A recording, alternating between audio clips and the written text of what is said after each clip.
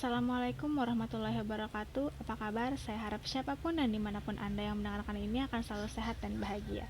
Perkenalkan, saya Lita Agustiani yang akan membahas tentang ejaan dan tanda baca. Baiklah, langsung saja. Pembahasan pertama yaitu pengertian. Ejaan adalah keseluruhan peraturan bagaimana melambangkan bunyi-bunyi ujaran, bagaimana menempatkan tanda-tanda baca, bagaimana memotong-motong suatu kata, dan bagaimana menggabungkan kata-kata. Sedangkan tanda baca adalah simbol yang tidak ada hubungannya dengan suara, kata, atau perasa dalam suatu bahasa. Tanda baca itu sendiri berperan menunjukkan sebuah struktur tulisan, intonasi, dan jeda pada saat pembacaan. Lalu pembahasan kedua yaitu macam-macam ejaan. Yang pertama ada ejaan panopioison, digunakan untuk menuliskan kata-kata Melayu menurut model yang dimengerti oleh orang Belanda, contohnya jakni dengan apostrof. Yang kedua ejaan republik atau swandi, merupakan sistem ejaan Latin untuk bahasa Indonesia, contohnya jakni dengan huruf K. Yang ketiga ejaan Malindo atau Melayu Indonesia adalah suatu ejaan dari perumusan ejaan Melayu dan Indonesia, contohnya pikiran dengan F. Yang terakhir EYD atau ejaan yang disempurnakan, merupakan ejaan yang digunakan sampai saat ini, contohnya yakni dengan huruf Y, berbeda dari ejaan pertama dan kedua tadi. Selanjutnya pembahasan ketiga dimulai dengan pemakaian huruf. Ada huruf kapital dan huruf miring. Huruf kapital biasanya digunakan untuk di awal kalimat, nama tempat, nama suku, juga bangsa, nama negara, nama jabatan, gelar kehormatan, dan lain-lain. Dan huruf miring digunakan untuk menulis nama buku, surat kabar, majalah, penegasan kata, dan lain-lain. Dengan penulisan huruf, ada huruf vokal yaitu A, E, I, O, U, dan huruf konsonan yaitu selain huruf vokal seperti B, C, D, F, dan lain-lain, ada juga huruf diftong atau gabungan vokal seperti I, O, Au, gabungan konsonan seperti K, H, S, Y, N, Y, dan pemenggalan kata atau suku kata seperti aula, aus, reply, ini berarti dua suku kata. Pembahasan keempat yaitu unsur serapan. Unsur serapan adalah kata yang berasal dari bahasa asing yang sudah diintegrasi ke dalam suatu bahasa dan diterima pemakaiannya secara umum. Contohnya hemoglobin yang diserap menjadi hemoglobin, kristal menjadi kristal, accommodation menjadi akomodasi, fase menjadi fase, akuarium menjadi akuarium.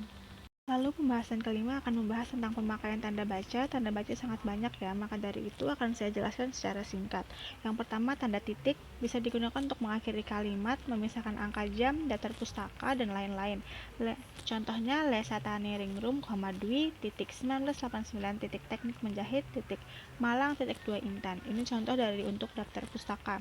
Yang kedua, tanda koma bisa digunakan untuk unsur perincian, memisahkan kalimat setara, dan lain-lain. Contoh, saya membeli kertas, pena, dan tinta. Yang ketiga, titik 2 digunakan untuk sesudah kata atau ungkapan yang memerlukan perincian, juga antara jilid, nomor, dan halaman, kitab suci, dan lain-lain. Contoh, Tempo 1 1971 34 ayat 7. Juga surat Yasin titik 2 19 atau surah Yasin ayat 19. Lalu titik koma bisa digunakan untuk memisahkan bagian kalimat sejenis atau setara atau pengganti kata hubung. Contoh, matahari hampir terbenam. Sinarnya yang kemerah-merahan memantul di atas permukaan laut. Indah sekali pemandangan ketika itu. Tanda hubung untuk merangkaikan se dengan kata berikutnya huruf kapital, ke dengan angka, merangkai bahasa Indonesia dengan bahasa asing. Contoh, se-Indonesia. Hadiah kedua, dismiss, di-drill.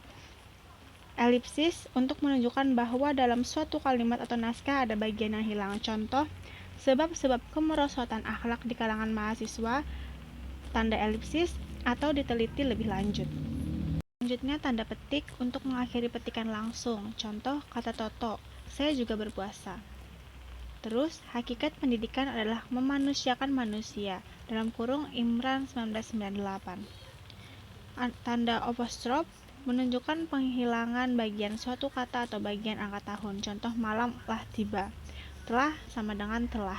1 Januari apostrof 88. 88 di sini bermaksud 1988. Tanda tanya, kalimat yang membutuhkan jawaban. Contoh, siapa yang membawa tas saya? Yang terakhir, tanda seru. Pernyataan yang berupa seruan atau perintah yang menggambarkan kesungguhan, ketidakpercayaan, atau emosi yang kuat. Contoh, alangkah seramnya peristiwa itu. Bahasan yang terakhir yaitu angka dan lambang bilangan. Angka ada angka Arab, yaitu yang sering digunakan 1, 2, 3, 4, 5, 6, dan seterusnya. Dan angka Romawi biasanya ditandai dengan huruf kapital, I besar untuk 1, V untuk 5, X untuk 10, L untuk 50, dan seterusnya. Lalu lambang bilangan ada untuk akhiran an, contohnya seribuan. Misal 5 lembar uang seribuan. Ada untuk bilangan tingkat, misal pada awal abad 20 pada tingkat 2 gedung. Lalu ada untuk ukuran waktu nilai uang, contohnya 0,5 cm 17 Agustus 1945 pukul 15.00 dan Rp5.000. Dan terakhir ada untuk karangan atau kitab ayat, contohnya bab 10 pasal 5 halaman 252 surat Yasin titik 29 atau surah Yasin ayat 9. Itulah serangkaian pembahasan yang dapat saya sampaikan, semoga bermanfaat. Salah hilap mohon maaf. Wassalamualaikum warahmatullahi wabarakatuh.